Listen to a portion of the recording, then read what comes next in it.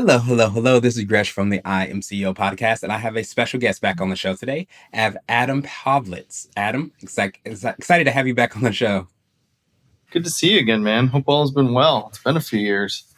Yes, absolutely. It has been a few years. We were just talking offline about how life has changed, honestly, for the both of us, and it's exciting times to say the least.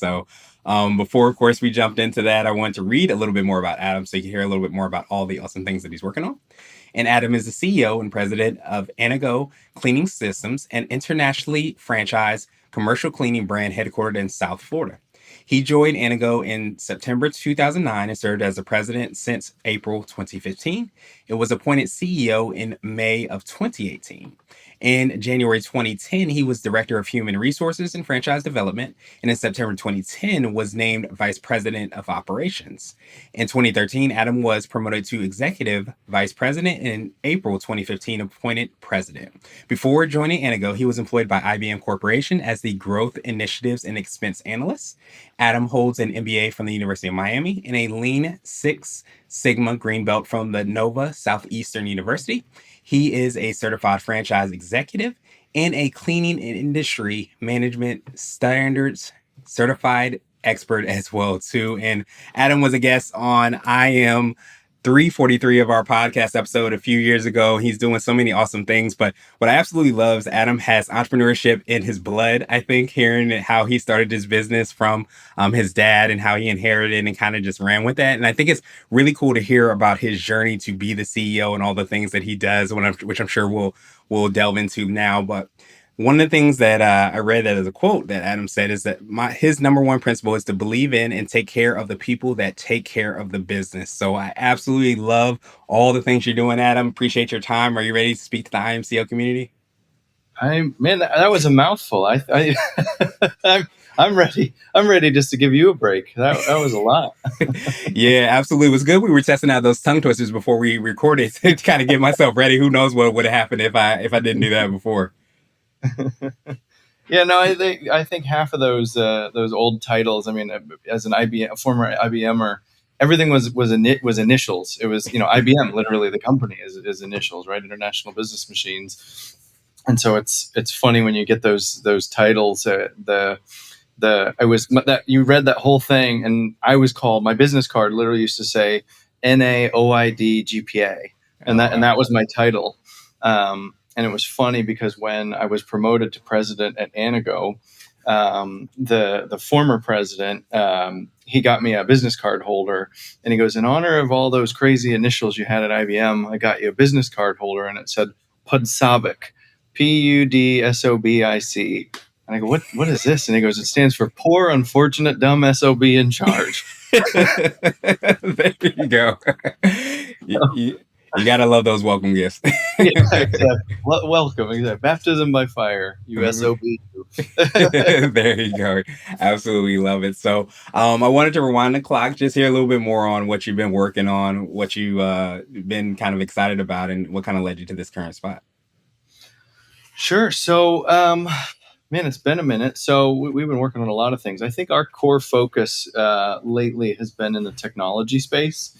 I know you probably don't think technology when you hear, commercial cleaning franchise company. That's not, those words it's like an oxymoron, jumbo shrimp or something. It's like, wait, the technology and cleaning, and the technology is not really in the cleaning space at all, right? We don't have a better mop or a better vacuum or anything like that. It's all commercial grade stuff, but there's nothing special about the equipment that differentiates us. But our focus has been in technology from a customer service standpoint. So we've invested in something that we call CleanCom, and this is so right now, if say one of your listeners is looking around their office and they're going, man, my office is kind of a mess. How do I communicate with the folks cleaning their office? Our software works where they can take out their cell phone, take a picture of wherever the dirt is, whatever it may be. They can message it to the folks that are cleaning their building. It's total privacy. You're not sharing cell phone numbers. Built-in translation. So maybe the first language is in English, maybe it's Spanish, Portuguese, whatever it may be. Everyone can communicate back and forth, and it really streamlines things. We found that that in commercial cleaning. So kind of side story on it. In commercial cleaning, there are not three levels of experience, right? Everybody's business has three levels of experience except mine. Mhm. You go to a restaurant, right? You mentioned you recently were married. You take your beautiful wife to a restaurant, and you could have one of three experiences. You either Mhm. go in, your food's great, waiter or waitress is phenomenal, and you love it. You go in, and man, the waitress is a jerk, and the food is cold, and you hate it. Or you just kind of have one of those like, whatever kind of experiences. In Right. cleaning, nobody has the delight, the first experience, right? Everyone gets to their office. Nobody's going, "Oh my gosh, my office is so clean. I got to get my janitor a birthday present." Right? Right. They either get to their office and they go, "Well, I got to work," or they get to their office and they go, "Wait a minute, why is my trash can still full? Why are there smudges on my desk?" And we've been investing in technology that basically says anytime there is that human error moment, that our technology jumps in and helps make that bad experience into a good one. Nice. I definitely appreciate that. It's so funny. Like I heard that a lot around like the Ubers and the tech companies of the world. They're like, we're a tech company that does dot dot dot. And it kind of sounds like technology has been, apparent in all different industries, and being able to kind of leverage that to be able to communicate with your clients to at the end of the day provide that better experience is a lot of what you guys have leaned into. Yeah, I mean, I think at the end of the day, it's all about, we're in the people business, right? We're not in the, it's almost cliche, but at the same time, it's, the cleaning business is people and relationships, and if you have a good relationship with your customers, and they're able to communicate with you quickly, easily, without too many hurdles to jump through. They're not sitting on some 1-800 number and have to go through 16 prompts to get to somebody.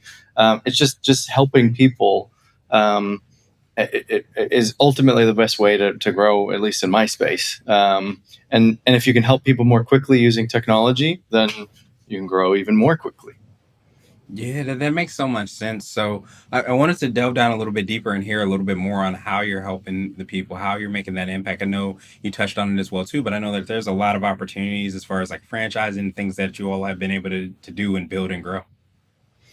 Yeah, so our model is, just as a refresher, our model is a three-tier franchise model. So most franchise models that people are familiar with are two-tier, right? So you go, Subway and the people who own the Subway restaurants. There's the corporate and the restaurant owners.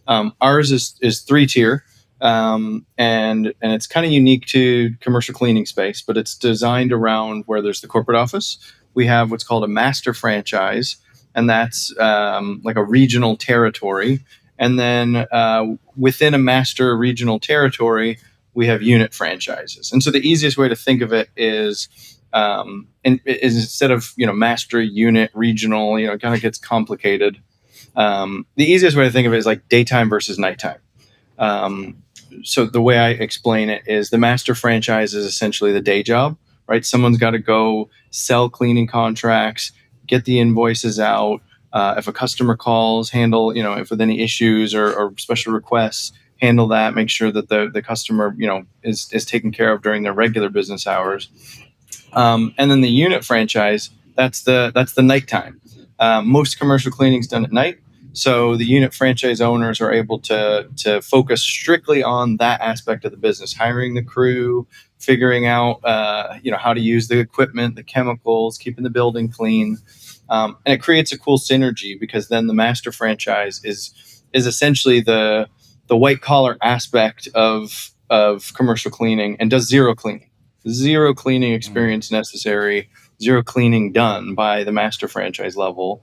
And on the flip side, the unit franchisee is able to start up very low cost, very easy, low barriers to entry, get in, own a business, but then they don't have to know all of the ins and outs and suddenly have like be an SEO website expert, hire sales managers, and they're able to keep their staff minimal. So everyone it creates a cool synergy where everyone's basically minimizing their overhead by relying on the other, partner franchise. So pretty unique way of doing things. I don't think I've ever heard of anyone outside of our space using that model, but it seems to work pretty well, in commercial cleaning. Yeah, it makes so much sense, and I don't know if you've heard of the E Myth book, but I think it almost speaks directly towards that, where a lot of times people are really, I think, sometimes great at whatever their core competency is. In this case, it might be the cleaning, and they get to be a little bit more of the nights part, where they get to be the unit franchise. It sounds like, and if you're a little bit more into the outside things, the things that sometimes when people get in business they don't actually want to do, but if you master in that, you're really great at that as far as the sales operations, I imagine, all those things, then you get to really have that opportunity to do more of the daytime part of that and really get to accelerate that. It sounds like it marries both of those parts. Is that accurate? That's exactly. I mean, you hit the nail on the head. We modeled it after the kind of the in simple terms. I think of it. I say, maybe someone says like, "Oh, Gresh, you're a phenomenal cook. You should open a restaurant." And maybe you are. I Mhm. don't know. Maybe maybe you're a grill Do master. okay. Okay. So someone says you're a phenomenal cook. You should open a restaurant, right? Why? The question always is, well, why do it? I think small businesses that are non-franchise, like the failure rate on startups is pretty bad. It's like Mhm. 50% fail in the first year, and then another, remaining 50%, another like 80% fail in 3 years or 5 years. Um, and our, I guess, hypothesis as to why that is because someone tells you you're a good cook, and maybe you are, but what as a good cook do you know about restaurant management, right? Now you're talking about spoilage, turnover, staffing, marketing, and it becomes this entirely different thing from what you were passionate about.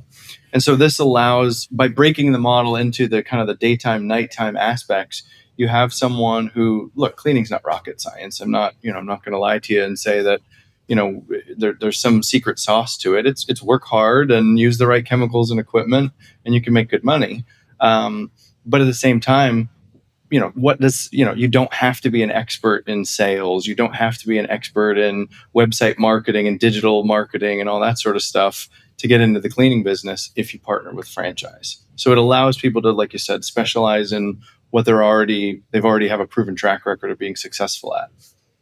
Yeah, that makes so much sense. So I appreciate you so much in breaking it down. And funny enough, in the E-Myth, it talks exactly about, I think it's a pie maker, where she's really great at making pies. And they say, oh, well, go start a business. And she starts the business and realizes it's not just making pies, it's all Yeah. the other things. And had she had this model, this three-tier model, she might be a little bit more excited about that. But I think that's one of the things that when people go in, if they understand the thing that they're good at, they understand the thing that they can do, then that helps them at the end of the day to be a lot more successful. So I love that you all have been able to do that. Let me ask you this. Do you find or hear or have people that maybe start out saying, hey, I just want to do the unit franchise model and start to learn more about it? Because I know you had a very similar experience where you learned all the things and you started to grow and becoming CEO. Do you find that exact same thing has happened?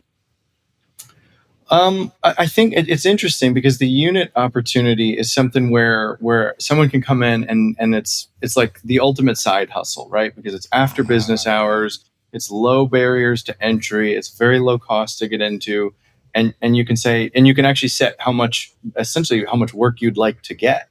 So you can say, hey, I just want 3 grand a month in revenue. I'm just trying to make we're looking to make a down payment on a house. I just want some extra cash. Or, and I've had people that come in and they start where it's like that part-time thing, making a few bucks after hours. And we actually just gave an award to one of our franchisees up in the Philadelphia area. She's doing Okay. $1 million a year, Wow. and her and her husband are I mean, they have $1 million business, and it's a little cleaning empire.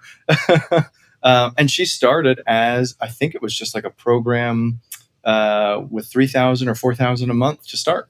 So now to be have $1 million business that started as a side hustle, that's pretty cool. And it's not a lot of places you're able to start.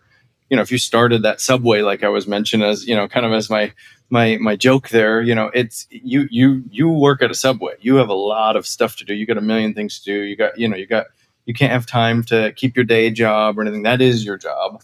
Whereas this is something where you can start small and scale to as big or not big as anybody wants.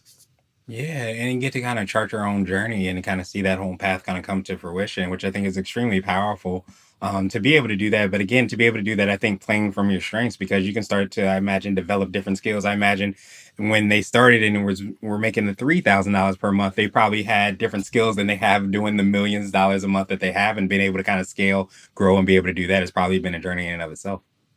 Oh yeah, yeah. And it's the same thing I think with any business, right? When you start out, it's a lot about the cleaning the building, making the pie, being the good chef, and it quickly scales out into okay, being a good manager, being a good recruiter of talent, being a good financial steward of your finances. And it's the same thing in this business, right? You can start small and just focus on the cleaning. But if you have $1 million cleaning business, you got staff, you need to have financing for all the equipment you need. All of a sudden it becomes just like any other business where you got to know a little bit about everything. Yeah, absolutely. But I think it's so important to make sure that you are staying in your strengths. You know a little bit about everything, but you also have the people you can lean on and be able to kind of see that to be successful. Let me ask you this, because I don't know if this might be, part of your secret sauce. It could be for you individually, the organization, or a combination of both. But has it been your ability to have that journey yourself to be able to know all the aspects of running a business, of all the things that need to be done? Do you feel like that is part of your secret sauce? Are they organizations? Um, I mean, I think it's definitely a piece to the puzzle.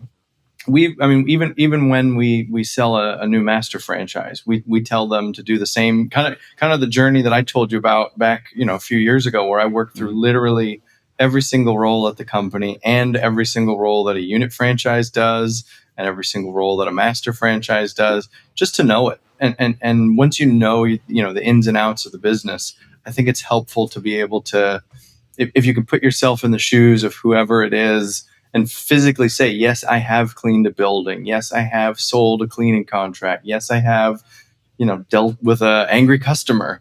And here is my experience, and I know what you're going through. And I think it adds a ton of value, and it adds credibility as a leader, when you're able to say, I've been there. Yeah, absolutely. And the word that was popping in my head is that empathy as well too, because I imagine as you're talking with potential franchisees or people that are going through or are experiencing all those things, to have those conversations and having been in those shoes and had those experiences to some degree probably brings it a lot closer as well.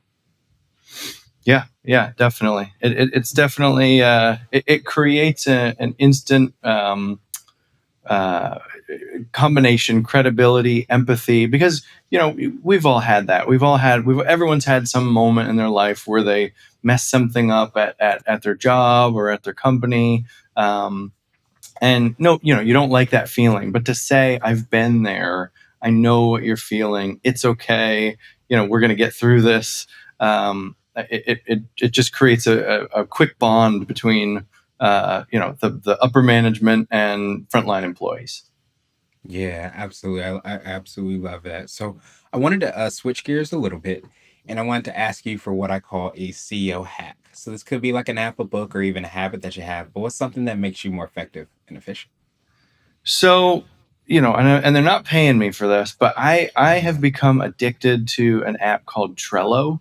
Um, and it's this, like, I don't know what it is. I don't know how would you describe Trello. So Trello is like a to-do list on steroids. It is.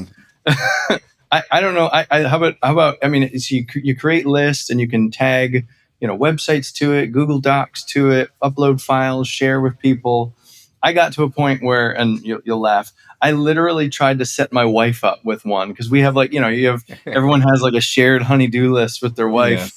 And we just were sharing on like the fridge for a little while. And then we moved to, like, okay, we're iPhone people, so we have the Apple Notes. And I was like, babe, you got to get on Trello. She's like, I am not. Well, she's like, I am absolutely not getting on Trello to, like, cross collaborate with you. Like, no, you can just come home and tell me. But that's my go-to right now. I'm hooked on that. Yeah, it's funny that you said that. Yeah, I was also trying to do the same thing with my wife, and I was going to ask you for the secrets of the trade if you were able to make that happen. How you were Yeah. able to make that happen? Because I'm like, hey, this is pretty cool. These project management tools, these softwares. Why don't we implement this into our kind of conversation? And I got a very similar response. Just hey, just tell me, and that'll be the best project management you could have. Yeah, she wouldn't be thrilled either way if all of a sudden she saw an email that said like, "Oh, Adam delegated this task to you." She's like, "Who the heck do you think you are?" Yeah, yeah, we might have to massage that language a little bit to make it work a little bit better if that works. So, what would you consider to be what I call a CEO nugget? A little bit more word of wisdom or piece of advice. I like to say it might be something you would tell a franchisee, somebody maybe starting the business, or something if you were to hop into a time machine, you might tell your younger business self. So, one of the things I've been doing a lot lately. I've hired a pretty robust and getting more. I wouldn't even. I'm going to say this wrong. More robust. Executive team, and I know that sounds kind of silly, but it's something. I mean, if I could have told myself years ago, don't be afraid to hire, and don't be afraid to hire senior level positions. I would have done it so much sooner. I think it would have slingshot our growth even further along. I've read, and I'm someone. I've been at Anago now. I think you read the whole profile, but it's going on. It'll be 14 years. Mhm. Eesh, aging myself. It'll be 14 years this summer that I will have been at Anago, and I think I was, it was originally the folks that my dad had brought on, and then ultimately I took over and started, slowly bringing, making it my team. And I'm going, I have to, we're moving into technology. I need to hire an IT director. And I'm going, who the heck am I to hire an IT director? I don't know anything about, IT, and, I'm not that techie where I could hire somebody. Um, Shameless plug I read this book called Who. It's a hiring book, and by Jeff Say who, Smart. not what. Okay. It's just called Who, just Who? Okay. WHO, not World Health Organization. Yeah. Just Who. The author's Jeff Smart, and it basically, I mean, it was. So this was right when I think on the phones, the software where like you're reading and you can scan the text and then Mhm. it'll transcribe the text from the picture. So I'm Oh, sitting there cool. reading. I'd read a page, and this was not even that long ago, a couple of years ago. I read a page. And I'm like, ooh, that's good. Take a picture, scan the text. Next page. Ooh, that's good too. Take a picture, scan the text. And I took it, I scanned it all.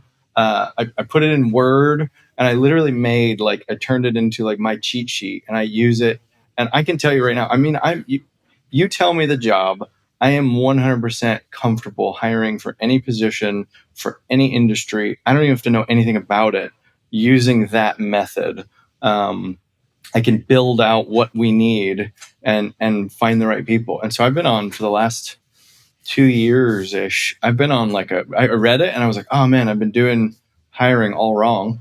My whole life, you go like, it's like, you know what it is? It's like Lululemon men's dress pants. You go, put a pair on, and I go, I've been doing pants wrong my whole life until I've been doing hiring wrong my whole life until I read this book, and I read it, and since then I've hired about 10 mid to senior level executives, and they're all like home run A player. And it's not because something I did, it's because I just followed the process, and it's made me significantly less afraid, and more comfortable. When you're going like, well, how am I going to hire for someone who knows less about it than I do? They know more about something, I know less about it than they do, and I'm supposed to interview them and see if they're qualified to do the job. Read the book. That's all I can say. It changed my perspective entirely on what to look for when hiring, and I Nice. would. I appreciate. Yeah, I appreciate you so much for sharing that. I definitely have to check that out because you do run into that where you almost feel like you have to, if you're not a tech person, you have to like program or build a computer until you feel like you're comfortable in terms of hiring somebody so you can at least talk with them during the interview. But this sounds like this systematize a lot of those things. Maybe even if you do have those experience, but it's probably even more powerfully if you don't have that experience and how you can kind of go through that process. Right. Exactly. Exactly. It's like we literally just talked about having done every role in the business as it stood, but that's the other side of the business, right? Is like, okay, when you come to an established business, you you you go through the roles that are in existence, but then when you're trying to grow a business, all of a sudden you have roles that were not in existence that have to be Mhm. created, and it really put me personally, and I'm sure puts a lot of people like way outside their comfort zone. um, and like I said, I wish I would have read it earlier. I got the tip. I got the tip from, actually, it was funny. It was the pastor of my church, Oh, and nice. they were growing really really fast, and they're doing a phenomenal job. And I was like, man, you're doing such a great job. You Every time you've brought people on staff, they've been great. What's your secret? I go, because I'm struggling. And I'm like, now, fair play. You have a little bit higher mission than cleaning buildings than I. You know what I mean? And he told me the book, and of course, like an idiot, I think I set it down. I bought it and Amazoned it, and I set it down for like 6 months, and then finally I was like, all right, I got to read this book, and I wish I would have read it the day he told me about it. Yeah, absolutely. Well, as me hearing about this today, I'm definitely gonna add that. I'm gonna read it. I'm not gonna add it to the list because it'll be collecting dust as well too. If I'm an idiot as well. But I almost wonder if you do you feel like, because one of the things, and I don't know if you've seen this experience as well too, well, where industries are changing so fast, so rapidly, largely because of technology and so many other things, that also the jobs of the future that we don't even know about, with this book, or learning about these core processes and things that we can follow as far as the process, will it also help out with things like that? Yeah, absolutely. I think especially as we talked about technology and how quickly it's evolving. Where, I mean, half my staff is already using one of those like Chat GPT type Yeah. things, and it's almost like if you're not using it, you're going to fall behind. Yeah. It's wild how fast technology. I mean, it's exponentially growing now. And so it seems like every company that is going to grow successfully over the next, say, 10 years and into the future is going to have some sort of technology aspect to it. And the reality is, we've all helped our moms or dads with their cell phones, and you're like, yee, like you really are lost. But yet here we are, as I'm a CEO of a company, and you tell me some of the stuff AI can do, and I'm like, I feel like an old man, like, yelling at the TV remote. You know what I mean? Like, Get off my lawn. yeah, and it's like, so you're going to have to, in the technological space, you're going to have to hire people who understand how AI works, how the technology is going to continue growing and adapting, and you're going to know way less than they do about it. And so you have to get comfortable in being able to hire for positions that you know nothing about, at least at first pass. Yeah, that's so powerful to be able to kind of think about things like that, and AI and all these things that are moving exponentially and changing the world, changing industries and everything in between. But I think there's so much fear around, okay, if I don't understand it, I don't want to bring somebody else on that doesn't understand it, because I'm not going to understand what they're doing, what they're talking about, and all those things. But I love that this kind of maybe demystifies, is the right word, those steps in that process, so that you can make sure that you are setting your organization up to be the best that it can be in the now and in the future. Right, right. I think it's important when you're building out a company. You have to realize, like, our first instinct is probably to hire people like us. Maybe you're a financial person, and then you interview someone and you go, oh yeah, that you ask them some financial questions maybe, and they get them, and you go, oh, this is a good fit. But if you start thinking about your entire company, you go, okay, I have three people who understand finances, and I didn't hire anybody who's good at marketing or sales or customer service. And so you realize, you go, wait a minute, I have to deliberately bring on roles that I'm not the expert in. Someone else has got to be better at it than me, so that then I have all of those aspects of my business built out with the top performing people versus a bunch of people who are sitting around crunching numbers together without doing any of the other important aspects.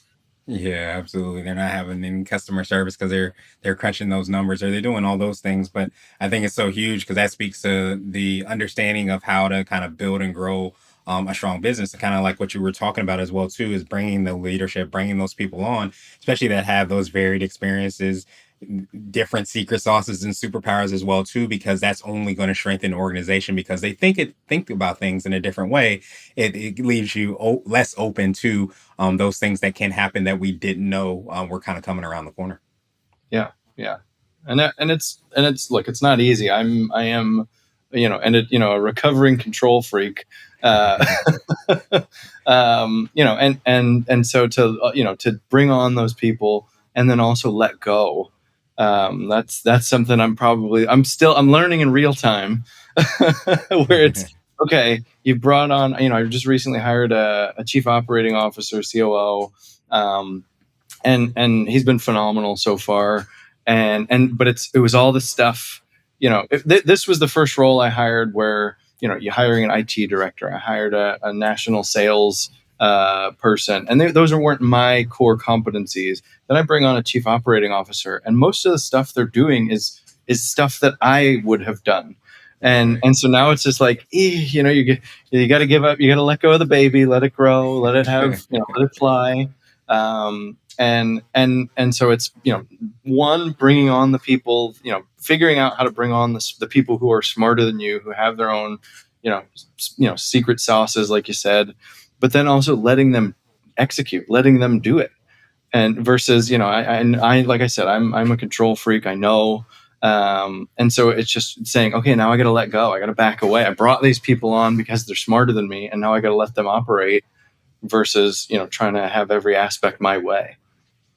Yeah, that it makes so much sense, and that's definitely like it takes a lot of growth to be able to do that. I feel like you're not the first person. I am like talking into a mirror as well too. I think when you are that control free, we need to have like a group that gets together maybe weekly to kind of talk about these things and see how we can let go so that we can let the baby fly and grow and do all those things. We'd set up a group meeting, but then it would have to. I would tell you it had to fit my schedule, and you would say no, it has to fit my schedule, and we'd never meet. So Exactly. We be on two different times, right? And with the agenda and everything else, though, I definitely agree with that. So absolutely love those nuggets. So wanted to ask you now my absolute favorite question, which is the definition of what it means to be a CEO. And our goal is to have different quote unquote CEOs on this show. So Adam, what does being a CEO mean to you? that's a great question. Um, being a CEO, I think means you know, while I think your title says you're the first person, you're the highest person at the company. I think it's mentally having to flip that. And I come from a business owner standpoint, and so my dad always told me, as the owner of the company, you're the last to get paid. And making it so that you really think of it as you're all you are is the foundation, and everyone and all the people that are actually getting the job done, that are making the business work, that are pleasing the customers and getting the job done, are really the core, the core piece to the business. And that your job is just to help them and help make their lives better. And by doing that, you're going to help make your business grow. It's the reverse. It's servant leadership. That's the approach that I feel like that was kind of taught to me when I was first starting out, and that's sort of the approach I feel like I like to take today too. Nice. I love that, and kind of the book by Simon Sinek is I think eat last. Kind of having that spirit of like understanding that in order to really help people, and I think you get that connection. You get that. The quote is, "People don't care how much you know till they know how much you care." And when you Hmm. see that from a leadership standpoint, it makes you like fully, I think, bought into the organization, the mission, the vision, all those things. And I think it starts with the leadership, starts with the CEO, starts with the founder or whoever, whatever title those people listen to this might have. But at the end of the day, when you have that leadership role, you want to make sure that you are bought in and showing the people on your organization that you are. Yeah, big and huge Simon Sinek fan. I read that book you just mentioned. I that is kind of one of our, yeah, how we operate here. I mean, we've our focus is on we added over during COVID. We added without, I'm not plugging, but we added a slew of benefits and that sort of thing, with purely the idea of, if there's less things for my team to worry about, like out in the world when they leave work, that when they are at work, they can just focus on the work. as opposed to, oh, Mhm. I got this bill to pay, I got this thing, I got this health issue, I got this, I got the, all these kids to pay for, right? I mean, it all starts adding up, and everyone has their own, personal, dramas in their life and things going on, and so you go, if I can eliminate just a few of those for my team, then when they're here, they can just focus on the business versus having to worry about all the other aspects that everyone has in their life. One less thing. Yeah, and then it's so powerful when you again you have that leadership to be able to do that. And I often say that people forget about the human part of business. And I think so many times when we think about business, we think about numbers, we think about the marketing, we think about sales and all those things, but we forget about the people that are within the business doing all the things. And I think from a humanistic standpoint, if you could say, hey, let me take off some of those things that you might be worried about, that's only going to allow us individually as humans to flourish. And I think it helps the organization flourish as well too. Yeah, exactly. I think you can even, even if this sounds almost like too mushy gushy for some people, right? You're going like, Mhm. oh wow, yeah, this guy's talking about how caring he is, yada yada yada, and you go, okay, then from a purely selfish standpoint, if I give a little bit to every single employee and they give me, 5 times work back, okay, purely selfish standpoint, I'm still winning, by helping them, and so if I can win and they can win, I mean that now you have the win-win, and so even from a economics only thinking, it still works.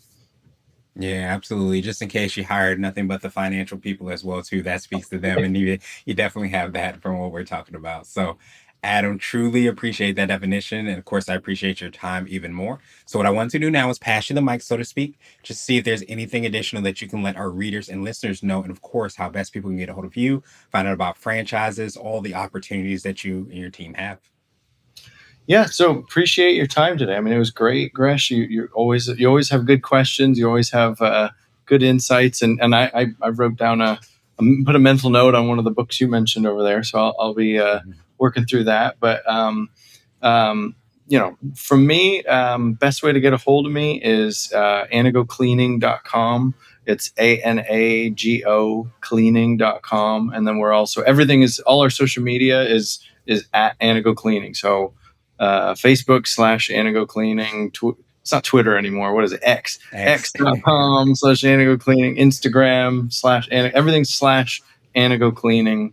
Um, so yeah, check us out. And anyone looking to buy a franchise or anything like that, it's Anago, ANAGO masters.com for a master franchise as well. So those are all my, I got too many of these darn social media and website links and all that to keep track of. No worries. To make it even easier, we're gonna have the links and information in the show notes as well too. So just scroll down on whatever you listen to this, and you'll see links to everything. So truly appreciate you again, Adam, hopping back on. Looking forward to the next time and time after that. We get to hear about all the awesome things that you're working on. But I truly appreciate you because one of the things I hear, and I think we forget about it again, is that human part of business. I hear it in the structure that you all have, where you're allowing people to play to their strengths and be able to be in a master franchise or potentially in a unit franchise or anything around. But I also hear it, of course, in the way that you're bringing on people, but giving them that opportunity to succeed and trying to create as much of a culture and an environment for them to do that. So thank you so much for reminding that. Of course, I'm sure you and everybody listening to this appreciate you for doing that. And I hope you have a phenomenal rest of the day. Thanks, man. You too.